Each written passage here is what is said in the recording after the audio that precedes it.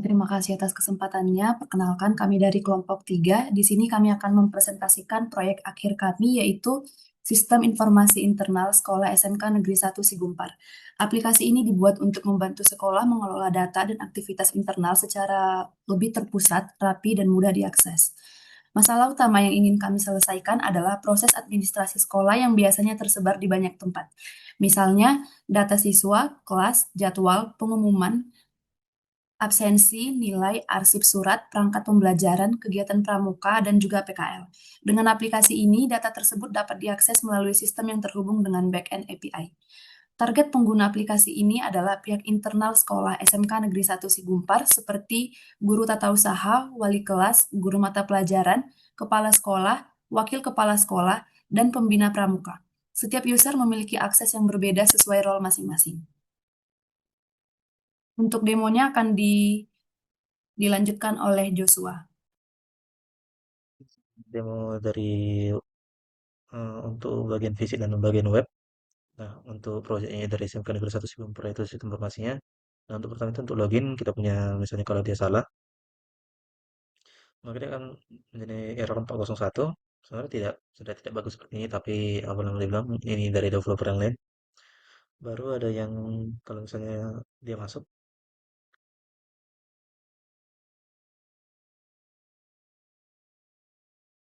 Nah, di sini sudah ada dua pengumuman yang saya buat. Nah, di tata usaha kita punya data kelas, data siswa, pengumuman, arsip, surat, jadwal mengajar, jadwal piket, mata pelajaran, dan jadwal upacara. Kita punya contoh misalnya buat kelas. Nah, kelasnya misalnya X-nya 3, ini udah 3 kali percobaan. Di kelas 10, wali kelas.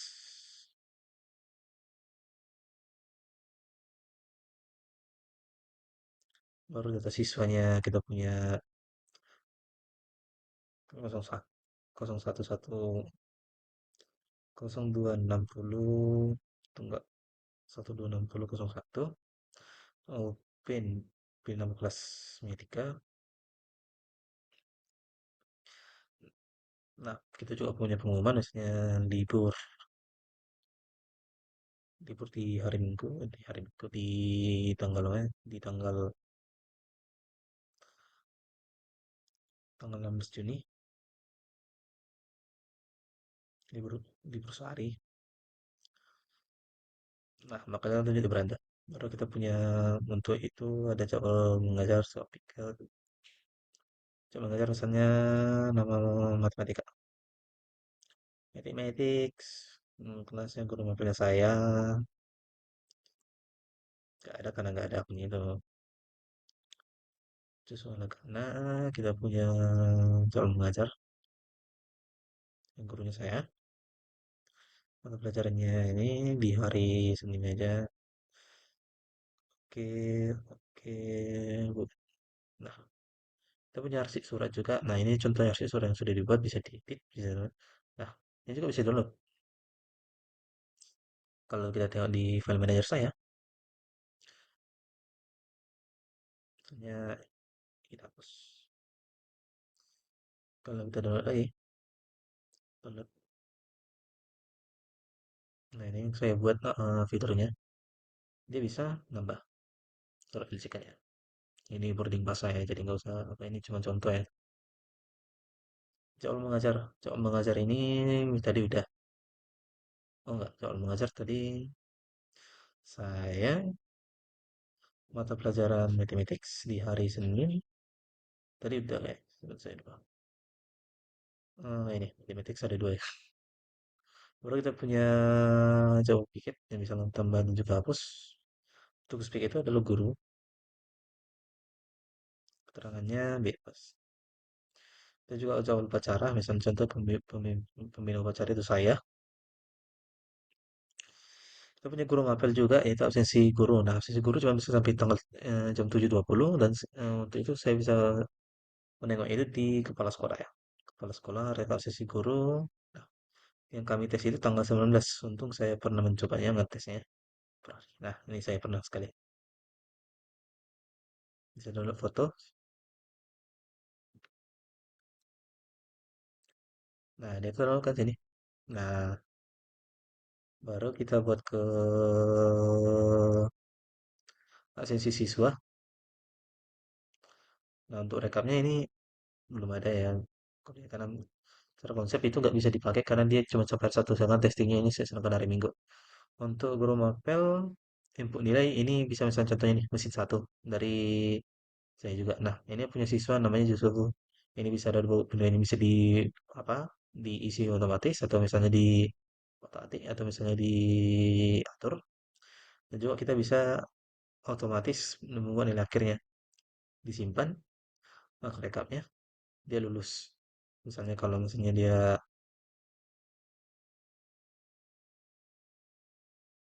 nggak lulus, kalau misalnya dia di bawah 75 harusnya. Baru kita punya wali kelas, misalnya RPL 1. Nah, rekap nilai mahasiswa punya 54. Kita punya parenting, itu dokumen parenting. Misalnya kita tambahin kegiatan-kegiatan parenting.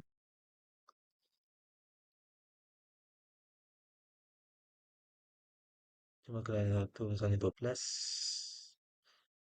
tidak ada ringkasannya, tidak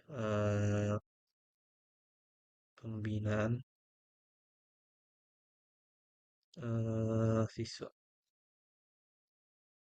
Pilih file dokumen, sama juga bisa download, pilih tanggal ya. Tanggalnya misalnya ini,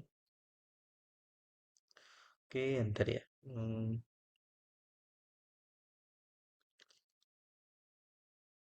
Itu juga bakal masuk. Nah, parenting. Parenting bisa, baru kebersihan kelas juga bisa. Sama ya, detail begini, bisa download, dan juga refleksi.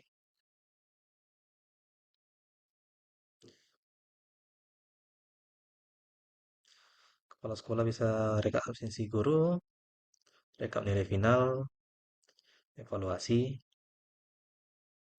rekap nilai misalnya RPL, mata pelajaran mesin satu, si kan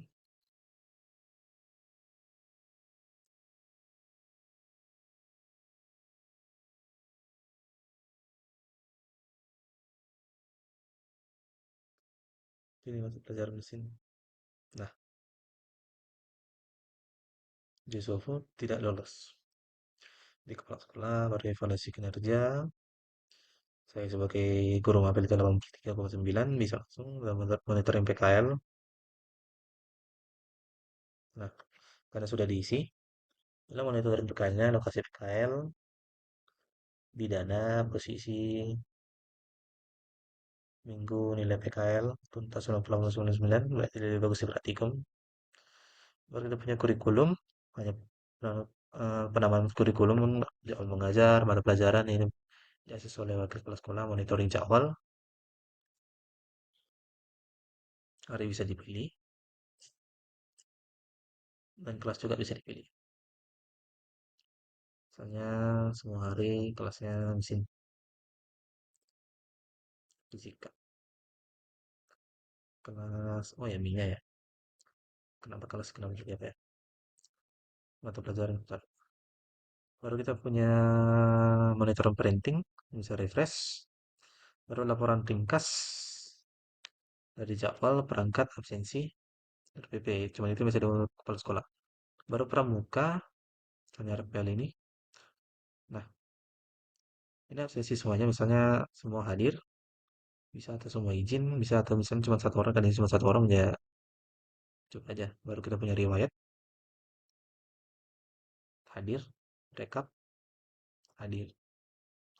Laporan kegiatan, salah satu yang lain, ini juga bisa diunduh. Gagal mengunduh file karena dia udah lewat ya.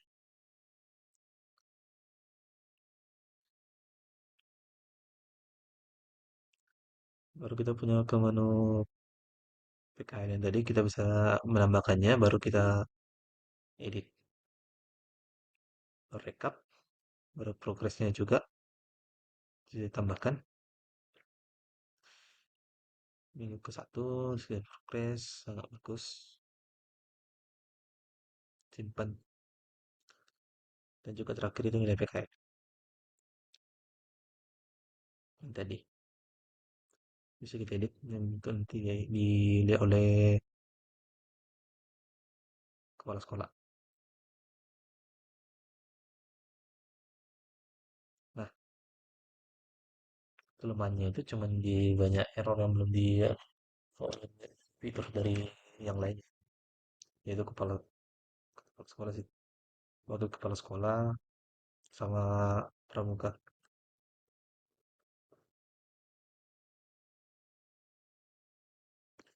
Selebihnya ada untuk kita masuk ke web ya. Kita masuk ke web harus di reset dulu deh. Nggak usah sih. Ke web, kita web, ke web dari ini, saya bisa login langsung. Tapi nah, data-datanya tadi udah ada kan?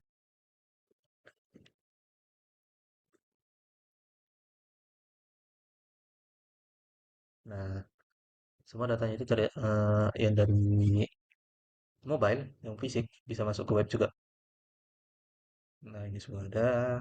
Kalau misalnya di guru mapel absensi juga ada, kalau sekolah juga mereka absensi guru misalnya kan terakhir kan itu bisa dites, pernah tes itu di 19.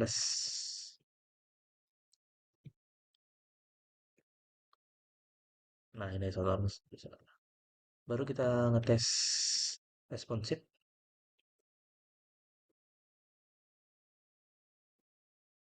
ya. Oke, responsif. Nah, ke ini.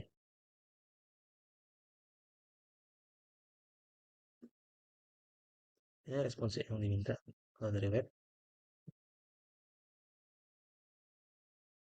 Kita juga bisa minta jenis HP-nya, misalnya iPhone SE, iPad mini, Samsung. Jadi dia responsif terhadap apa yang harusnya. Sebenarnya tadi ya harusnya ada fitur dari guru mapel yang dia nggak responsif tapi udah jadi responsif, yaitu di input nilai.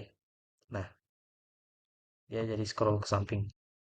Padahal kalau sebenarnya kalau dia nggak scroll ke samping, dia bakal out dari zona nyamannya atau zona apa namanya?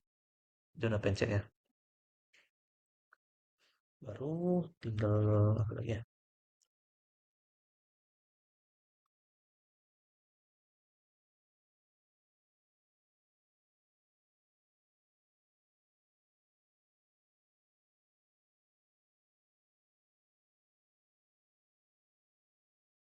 Sekarang tinggal di apa ya?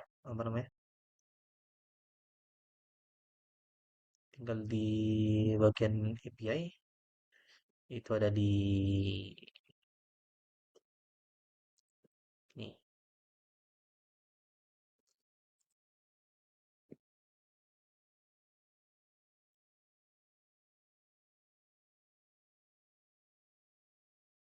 untuk materialnya tinggal di bagian token itu di bagian realm setting session dan token. Jadi ini yang menggunakan untuk akses tokennya 30 menit.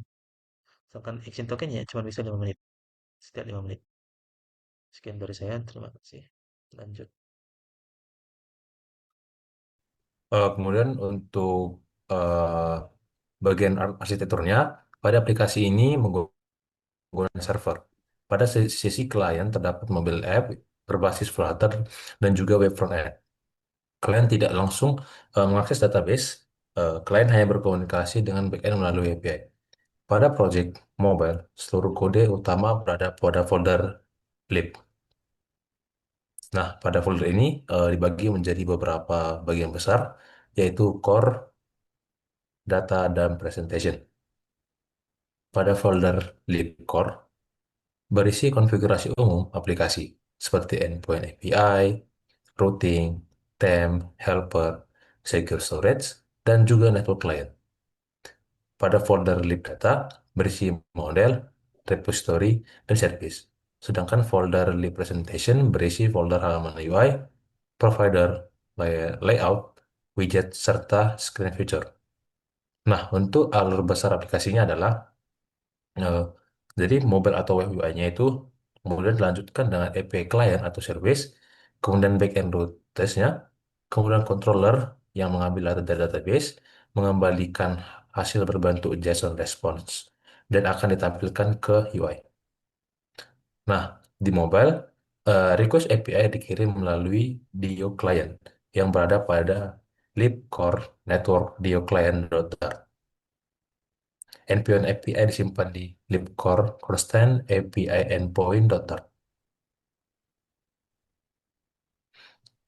Service seperti academic service.dart, student service, learning service, dan out service berada di libdata service.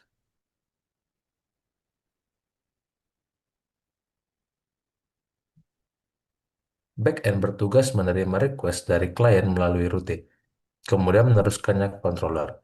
Controller memproses logik, mengambil atau menyimpan data ke database, lalu mengembalikan respon dalam bentuk JSON. Dengan cara ini, front-end tidak perlu tahu detail database. Alasan menggunakan API adalah agar data bisa digunakan oleh lebih dari satu klien. Mobile dan web dapat menggunakan backend yang sama. Selain itu, API membuat sistem lebih aman karena akses ke database tidak dibuka langsung ke klien. Jadi, arsitektur aplikasi ini dibuat agar aplikasi setiap bagian memiliki tanggung jawab yang jelas. Mobile fokus pada tampilan dan interaksi user, backend fokus pada logic server dan database, API menjadi penghubung antar keduanya. Kemudian selanjutnya, Lola akan menjelaskan struktur folder project secara lebih detail. Baik, terima kasih. Pada bagian ini saya akan menjelaskan struktur folder project mobile routernya. Untuk struktur foldernya itu dibuat terpisah agar project lebih mudah dipahami dan dikembangkan. Karena aplikasi ini memiliki banyak fitur, di mana semua code-nya itu tidak boleh diletakkan di dalam satu file ataupun langsung di dalam widgetnya. Untuk folder yang pertama adalah folder lib/core, di mana folder ini berisi bagian inti yang digunakan oleh seluruh aplikasi. Jadi di dalamnya ada constant, network, router, team, utils, dan juga D-nya. Untuk folder konstannya, dia berisi file konfigurasi tetap kayak API endpoints, API app color, app string, root name, dan juga API endpoint yang darts-nya. Yang mana dia digunakan untuk menyimpan daftar endpoint API agar URL-nya itu tidak diutulis secara berulang-ulang. Lalu selanjutnya ada folder network, yang mana dia berisi logik komunikasi HTTP-nya. File ini penting. Contohnya aja ada Dio client dart. Jadi di dalam file ini terdapat konfigurasi base URL, timeout, header, interceptor token, serta error handling request-nya. Selanjutnya kita masuk ke bagian folder routernya, yang mana dia berisi app router, yaitu file yang mengandung ataupun mengatur navigasi aplikasinya. Jadi disinilah halaman login, home, profile, kelas, siswa, pengumuman, absensi, learning, student, hingga vocational itu bakal diatur. Selanjutnya kita masuk ke folder utils, yang mana dia berisi helper seperti secure storage, role helper, token helper, file downloader, dan juga helper-helper lainnya. Misalnya aja, si secure storage ini dia digunakan untuk menyimpan token, sedangkan si role helper ini digunakan untuk menentukan akses dan juga root berdasarkan role dari usernya. Selanjutnya ada folder data, di mana folder ini berisi bagian yang berhubungan dengan data. Di dalam model terdapat model seperti user model, student model, class model, dan juga model-model lainnya. Di mana seperti yang kita tahu, model itu digunakan untuk mengubah respon JSON dari server menjadi objek Dart. Selanjutnya kita akan membahas folder repository yang berisi kontak repository. Misalnya aja academic repository, auth repository, student repository, dan juga repository lainnya. Sedangkan folder services ini berisi implementasi request API kayak academic service, out service, dan Ini apa juga yang parah? learning serta student service. Folder berikutnya kita akan masuk ke bagian presentation. Jadi folder ini berisi bagian tampilan aplikasi. Di dalamnya terdapat common untuk komponen umumnya, features untuk fitur-fitur lainnya. Contohnya, halaman akademik berada di bagian folder screen academic feature presentation-nya, sedangkan providernya itu berada di bagian provider akademik, di mana provider itu punya file academic provider seperti itu. Struktur ini penting karena setiap folder dari project kita ini punya tanggung jawabnya masing-masing.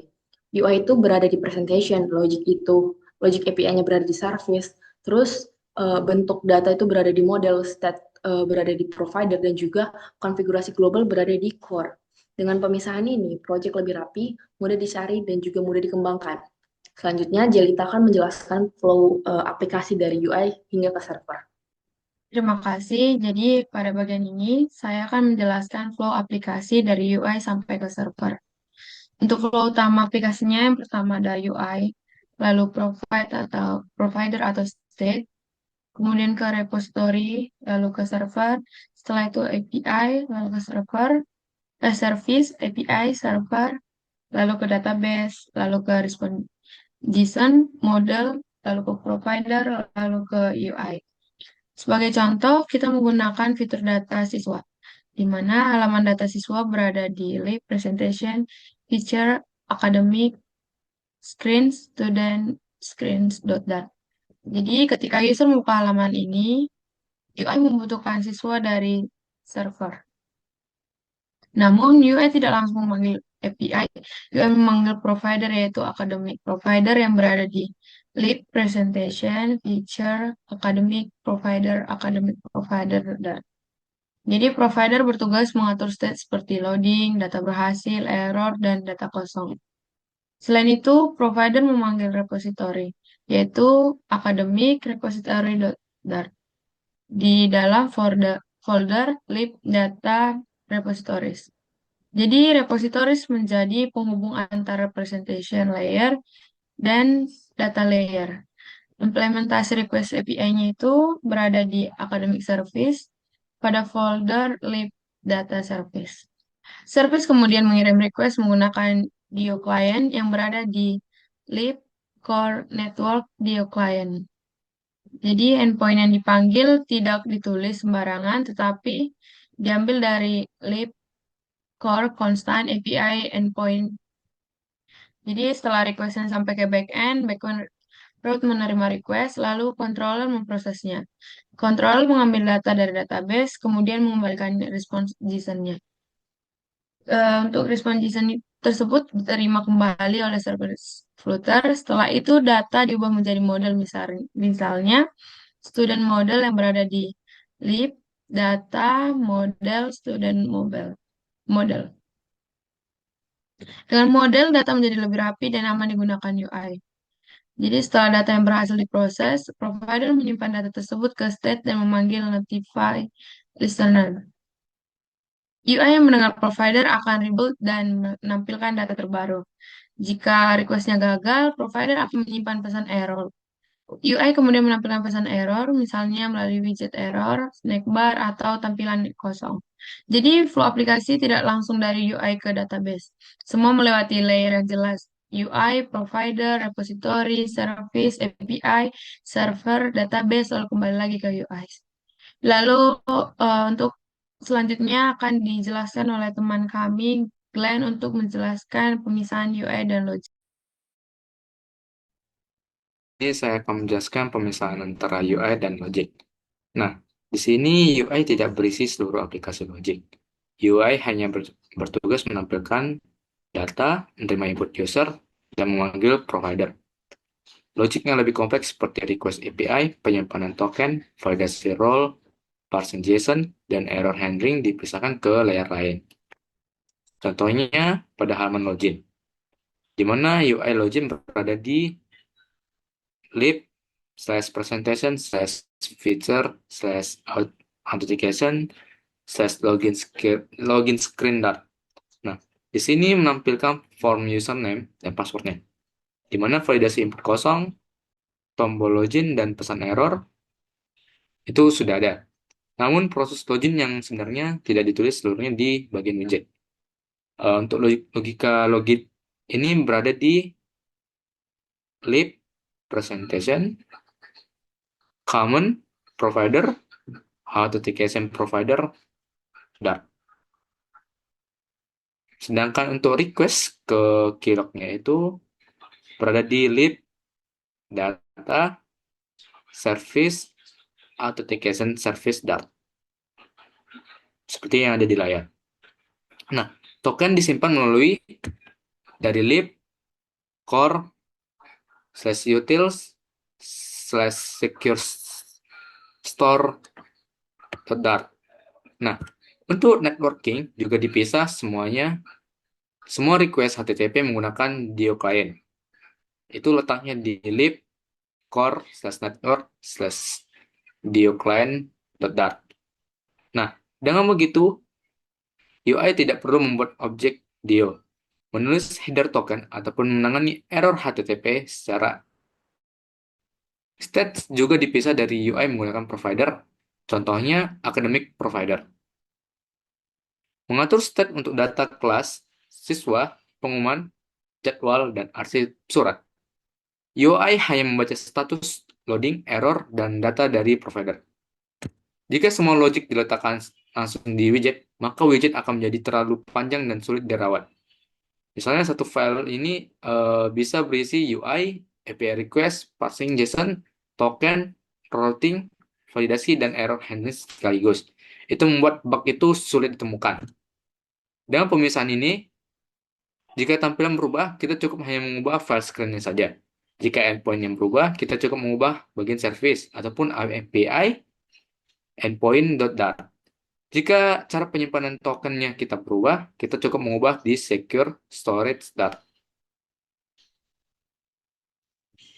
Nah, dengan pemisahan UI dan logic membuat aplikasi jadi lebih rapi dan mudah diuji, serta mudah dikembangkan oleh tim.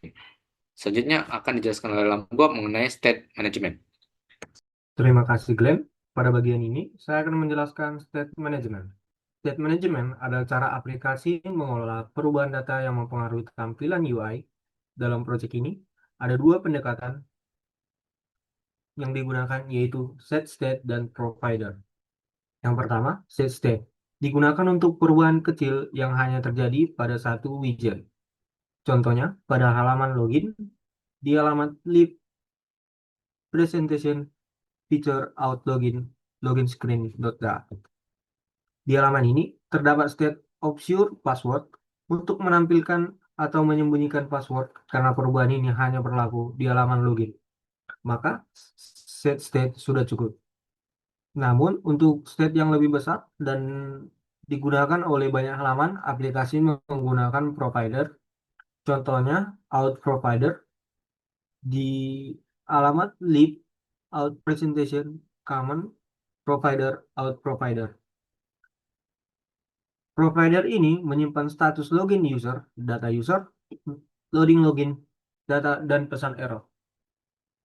Untuk fitur akademik, aplikasi menggunakan academic provider. Di alamat lib presentation feature academic provider.dart. Provider ini mengatur data kelas siswa, pengumuman, jadwal, mata pelajaran, dan arsip surat. Adapun state flow yang digunakan adalah loading, request API, sukses atau error, update state, kemudian update UI. Misalnya, ketika user membuka halaman siswa, provider mengubah state menjadi loading. Setelah itu, provider memanggil service untuk mengambil data dari API. Jika berhasil, data disimpan ke list dan state berubah menjadi load. Jika gagal, error message disampaikan dan state berubah menjadi error. Setelah state berubah, provider memanggil notify listeners. Fungsi ini memberitahu UI yang sedang mendengarkan provider agar melakukan rebuild, jadi UI otomatis berubah sesuai state terbaru. Provider didaftarkan di root aplikasi, salah satunya melalui link app.a. Dengan begitu, provider dapat digunakan oleh berbagai halaman.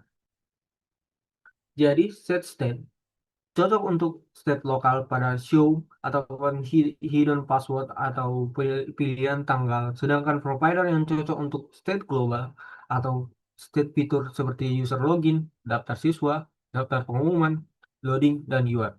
Selanjutnya akan dijelaskan oleh Gloria untuk menjelaskan networking dan async await. Baik, terima kasih Lamgok. Pada bagian ini saya akan menjelaskan networking dan async await. Networking adalah proses komunikasi antara aplikasi mobile dengan backend API. Nah, dalam proyek ini, networking menggunakan Dio dan konfigurasinya dipusatkan di lib/core/network/dio client.dart. Nah, di dalam Dio client terdapat metode seperti metode get, post, put, delete, post form data, dan put form data. Metode-metode ini digunakan oleh service untuk berkomunikasi dengan backend. Proses networking bersifat asinkronus. Artinya, hasil request tidak langsung tersedia saat function dipanggil. Aplikasi harus menunggu server memproses request dan mengirim respon. Karena itu, function yang melakukan request API menggunakan async, await, dan return type fitur. Contohnya login, mengambil data siswa, mengambil data pengumuman, upload arsip surat, download file, menyimpan token, dan refresh token. Async menandakan bahwa function berjalan secara asinkronus. Await digunakan untuk menunggu hasil proses asinkronus tanpa membuat UI freeze. Sedangkan feature menunjukkan bahwa hasil function akan tersedia setelah proses selesai. Nah, dengan async await, aplikasi bersifat non-blocking. Artinya, UI tetap responsif saat menunggu respons server. User bisa melihat loading indicator dan aplikasi tidak terasa macet. Selain itu, Dio client juga memiliki timeout. Timeout berguna agar aplikasi tidak menunggu server terlalu lama. Jika server tidak memberi respon dalam batas waktu tertentu, error akan ditangani melalui network exception di lib/core/network/network exception.dart.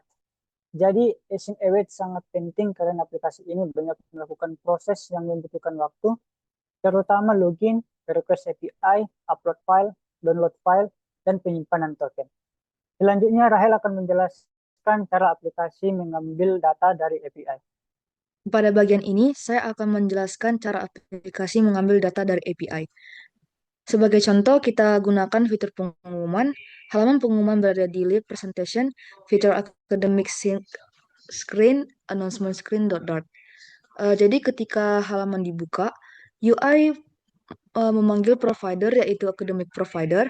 Provider berada di lib presentation, feature academic providers di file academic provider dart. Di mana provider ini kemudian mengubah state menjadi loading page agar UI bisa menampilkan loading indikatornya. Setelah itu, provider memanggil repository, di mana repository itu berada di academic repository.dart service pada file akan ngirim request HTTP ke endpoint API. Endpointnya disimpan di lib core constant pada file API endpoint.dart, bukan ditulis langsung di UI.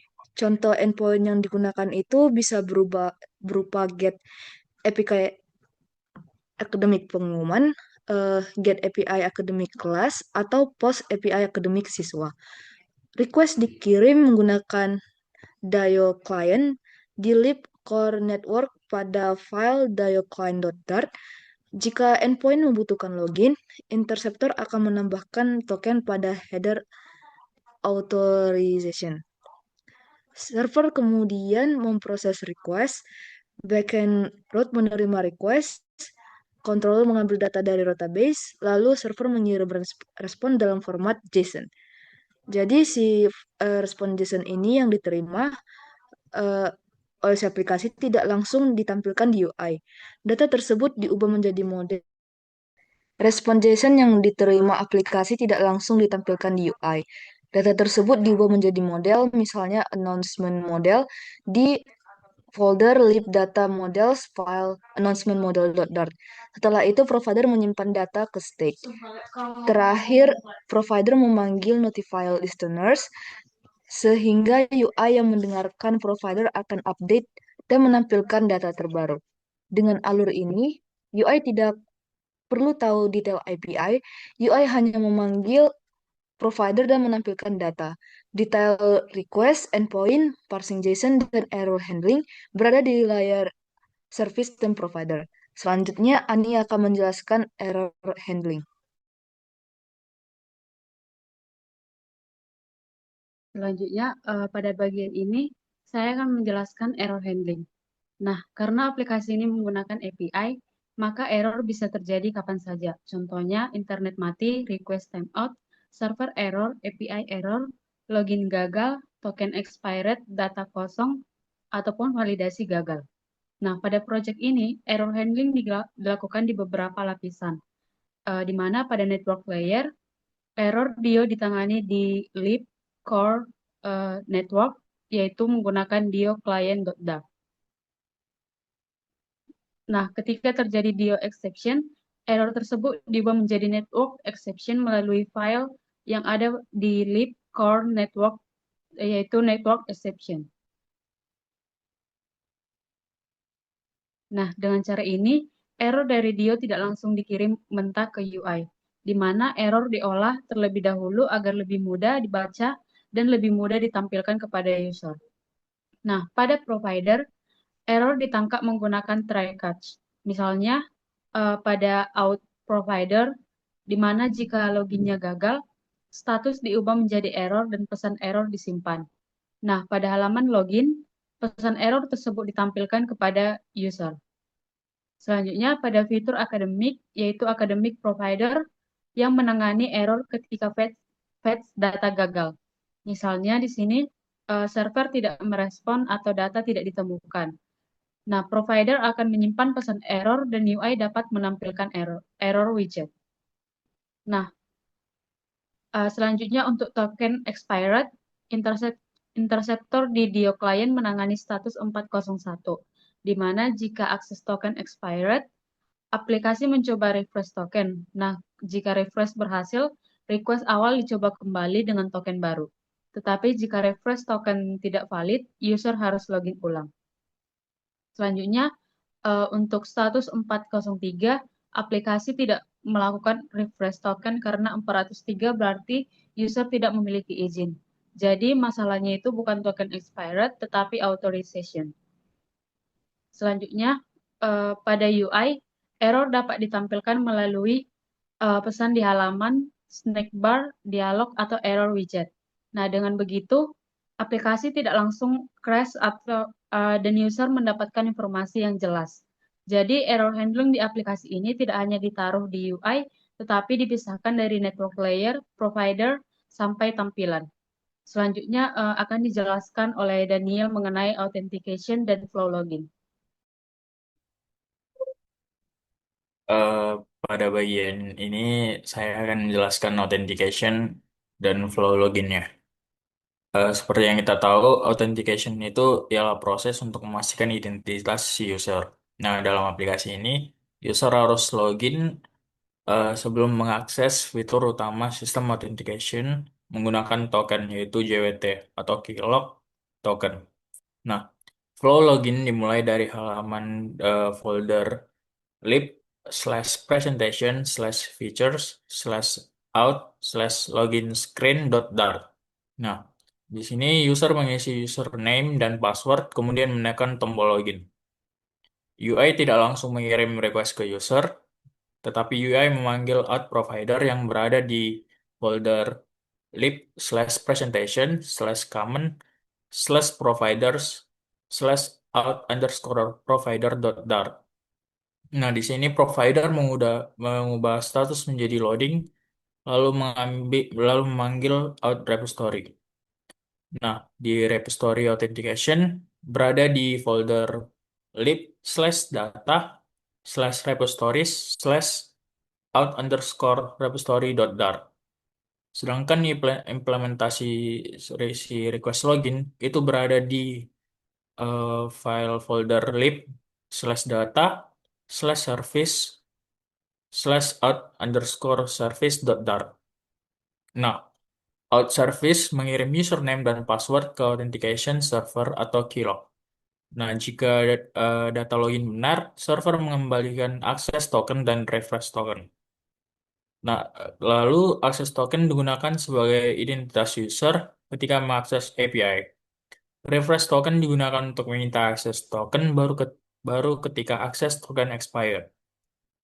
Lalu setelah token diterima, out provider menyimpan token menggunakan secure storage yang berada di folder lib/core/utils/secure_storage.dart. Kemudian aplikasi mengambil profile user dan membaca role user. Role tersebut digunakan untuk menentukan halaman awal dan menu yang dapat diakses. Lalu routing setelah login diatur di folder lib/core/router/app_router.dart. Sedangkan penentuan root berdasarkan role dibantu oleh di folder lib/core/utils/role_helper.dart. Jadi, bisa kita lihat flow loginnya itu secara ringkas ialah dari login, kemudian ke token diterima, lalu token disimpan, lalu lanjut ke profile user diambil, lanjut role ditentukan, kemudian diakhiri ke user masuk dashboard. Nah, dengan authentication ini, aplikasi tidak dapat diakses oleh user yang belum login. Selanjutnya, akan dilanjutkan oleh teman saya Joshua yang akan menjelaskan penyimpanan token, authorization header, dan logout flow-nya. Baik, pada bagian ini saya akan menjelaskan penyimpanan token, authorization header, dan juga logout flow. Setelah login berhasil, aplikasi akan menerima akses token dan juga refresh token. Token ini perlu disimpan agar user tidak perlu login ulang setiap kali aplikasi dibuka. Di project ini, token disimpan melalui secure storage yang berada di lib, core, utils, secure_storage.dart. Penyimpanan token harus aman karena token adalah bukti bahwa user sudah login. Jika tokennya itu bocor, maka orang lain bisa menyalahgunakan akses user. Akses token digunakan untuk mengakses API. Setiap request ke endpoint yang membutuhkan login harus membawa header HTTP Authorization Bearer Token. Di project ini, header tersebut ditambahkan otomatis oleh interceptor di lib, core, network, dioclient.dart. Sebelum request dikirim, interceptor membaca akses token dari secure storage. Jika token ada, maka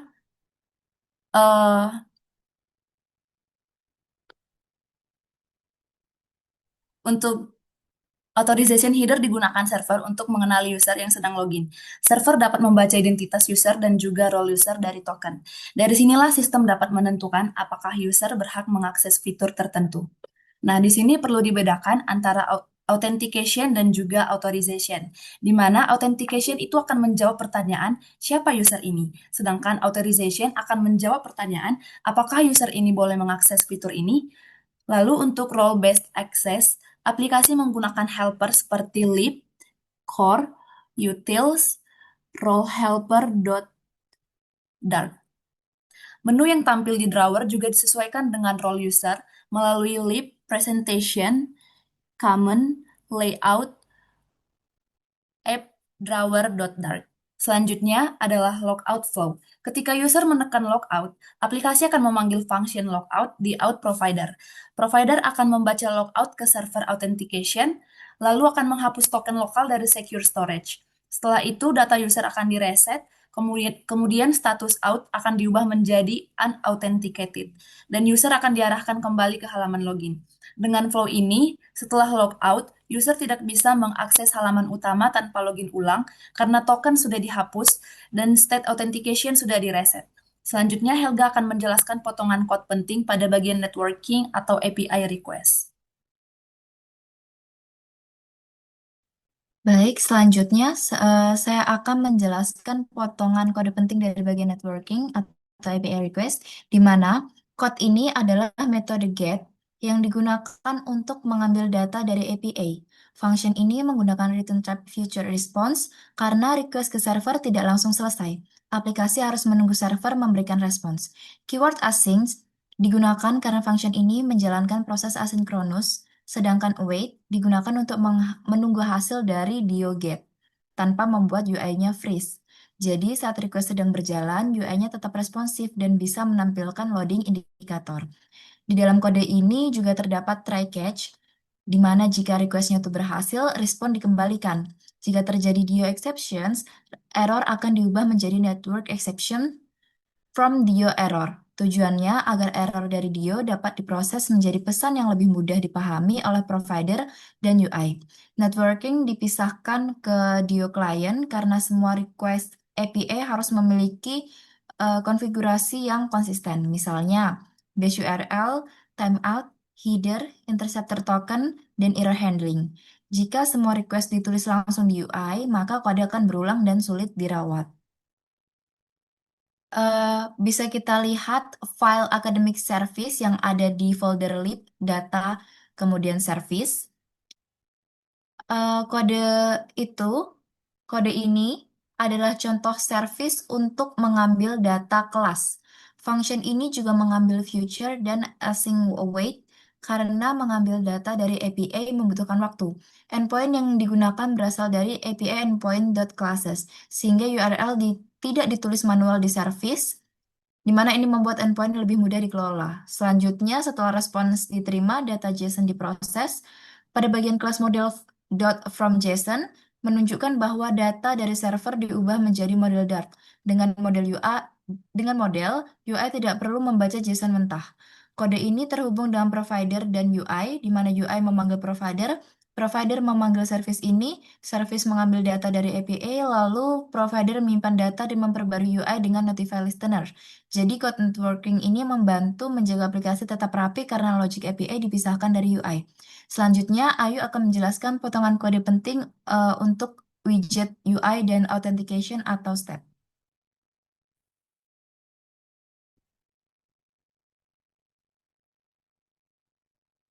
Baik, terima kasih Helga. Pada bagian ini, saya akan menjelaskan potongan kode penting dari sisi widget UI dan authentication atau state measurement. Nah, kode ini berada di halaman login function, handle login, menggunakan fitur void karena proses login bersifat asinkronus. Saat user menekan tombol login, aplikasi harus menunggu proses login ke server selesai. Dari awal, UI melakukan validasi form. Jika username atau password kosong, proses login tidak dilanjutkan.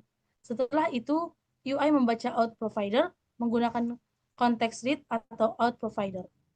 Bagian penting adalah Dart final success sama dengan await out login. UI tidak langsung mengirim request ke API. UI hanya memanggil provider, logic login request token, menyimpan token, dan mengembalikan dan pengembalian profile user berada di provider dan service.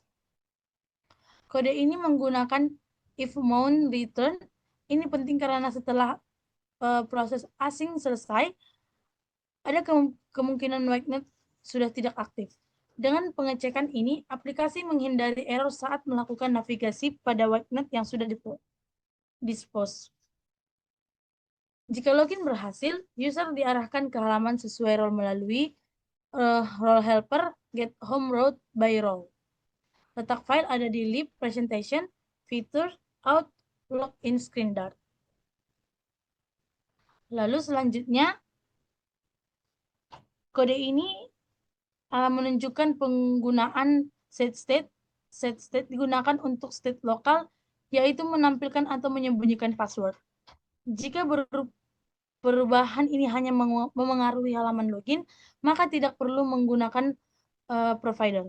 Jadi, set state digunakan untuk perubahan kecil dari satu WAGNet, sedangkan provider digunakan untuk state yang lebih besar seperti login, data user, login, dan error. Letak file ada di lib presentation common providers out providers dot. Lalu kode berikutnya, kode ini adalah pusat logic login di provider.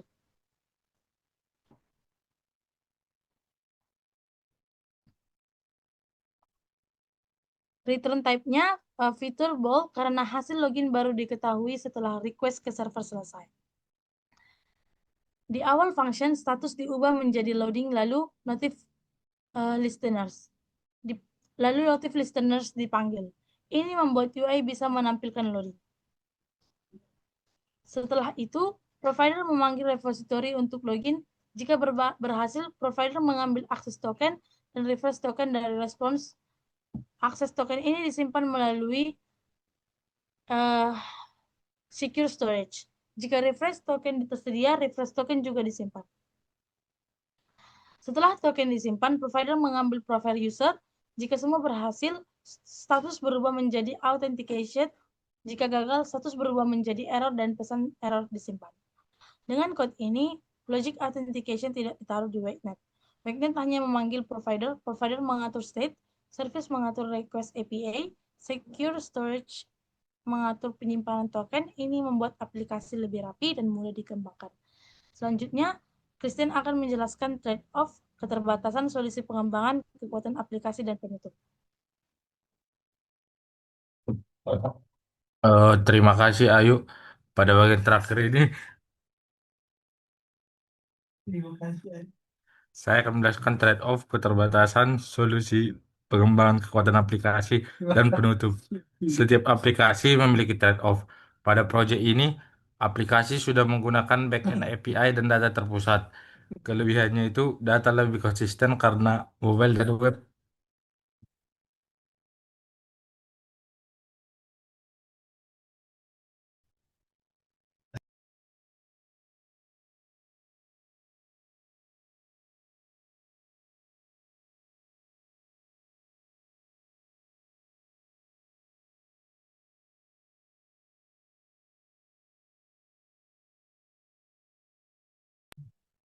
karena mobile dan web mengambil data dari sumber yang sama. Namun konsekuensinya aplikasi masih bergantung pada koneksi internet. Jika internetnya mati, fitur seperti mengambil data siswa, jadwal, pengumuman, absensi, upload file, dan download file tidak dapat berjalan maksimal. Ini menjadi salah satu keterbatasan aplikasi karena belum semua fitur mendukung offline mode. Keterbatasan berikutnya adalah caching belum maksimal, di mana data yang sudah pernah dibuka belum sepenuhnya disimpan untuk penggunaan offline.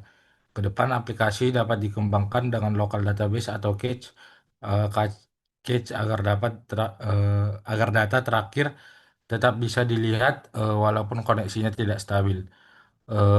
Error handling sudah ada melalui Dio Client, network exception, dan provider. Namun error handlingnya masih dapat dikembangkan agar pesan errornya lebih spesifik. Misalnya itu membedakan server maintenance, data tidak ditemukan, role tidak sesuai, timeout atau validasi gagal. Dari sisi keamanan, aplikasinya itu sudah menggunakan token dan secure storage. Namun keamanannya masih bisa ditingkatkan. Misalnya dengan refresh token otomatis yang lebih matang, session timeout, validasi role yang lebih detail di backend, serta audit log aktivitas usernya. Dari sisi performanya, jika data semakin besar, aplikasi dapat mengalami penurunan performa. Solusinya adalah pagination search yang lebih optimal, filter dari server dan caching. Untuk kebutuhan real time-nya, aplikasi juga dapat dikembangkan dengan push notification. Testing juga masih dapat ditingkatkan, di mana struktur aplikasi eh, eh, sebenarnya sudah mendukung testing karena UI provider, service dan repository-nya dipisahkan. Ke depan dapat ditambahkan unit testing, widget testing, dan integration testing. Solusi pengembangan ke depan adalah menambahkan offline mode, caching data, refresh token otomatis, push notification, role based access yang lebih detail, audit log, pagination, search yang lebih optimal, monitoring server, unit testing, integration testing, dan peningkatan UI UX. Walaupun masih memiliki keterbatasan, aplikasi ini memiliki beberapa kekuatan. Pertama, struktur proyek sudah rapi dengan pembagian core, data, dan presentation. Kedua, UI dan logiknya dipisahkan. Ketiga, state manajemennya menggunakan provider sehingga state-nya lebih terkontrol. Keempat, aplikasinya sudah menggunakan API sehingga datanya lebih terpusat. Kelima, aplikasi mendukung authentication dan authorization. Keenam, role user dapat dibedakan sehingga akses fitur dapat disesuaikan. Ketujuh, fitur aplikasi sesuai kebutuhan sekolah seperti data siswa, kelas, pengumuman jadwal, absensi nilai, arsip surat, pengerangkat pembelajaran, pramuka, dan PKL. Sebagai penutup, aplikasi sistem informasi internet sekolah ini dirancangkan dengan struktur yang rapi, pemisahan tanggung jawab yang jelas, penggunaan API, state management, authentication, authorization, error handling, serta flow data yang jelas dari UI sampai server. Aplikasi ini sudah dapat menjadi dasar sistem informasi sekolah yang terintegrasi dan masih memiliki potensi besar untuk dikembangkan lebih lanjut. Demikian presentasi dari kelompok kami. Terima kasih atas perhatian Bapak Ibu dosen. Eh, Kami siap menerima pertanyaan, masukan, dan saran dari Bapak Ibu sekalian. Terima kasih.